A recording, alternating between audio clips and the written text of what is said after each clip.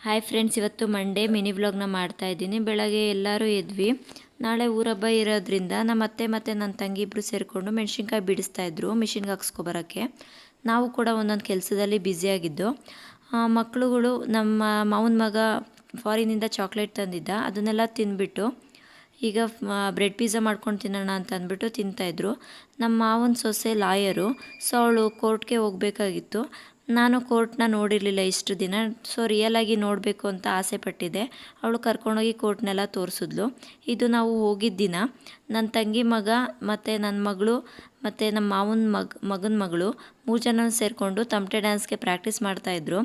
ನನ್ನ ತಂಗಿ ಮಗ ಯಾರಾದರೂ ಇದ್ದರೆ ಅವನು ಡ್ಯಾನ್ಸ್ ಆಡೋದಿಲ್ಲ. ಸೊ ಯಾರೂ ಇಲ್ವಲ್ಲ, ಬರೀ ಮಕ್ಕಳೇ ಎಲ್ಲ. ಸೊ ಡ್ಯಾನ್ಸ್ ಆಡ್ತಾಯಿದ್ದ. ನನ್ನ ಮಗ ಅದನ್ನೆಲ್ಲ ಕಡ್ದು ವಿಡಿಯೋ ಕೂಡ ಮಾಡಿದ್ದ. ಈ ವಿಡಿಯೋ ನಿಮಗೆ ಇಷ್ಟ ಆಯಿತು ಅಂತ ಅಂದ್ಕೊತೀನಿ.